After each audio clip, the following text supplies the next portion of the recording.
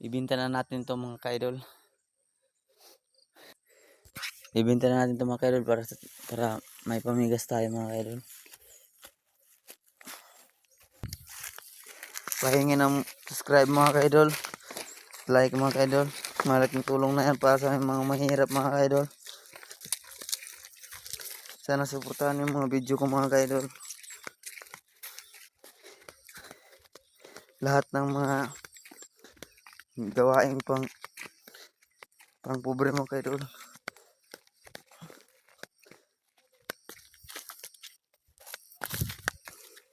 Tinatrabaho ko mga kaidol.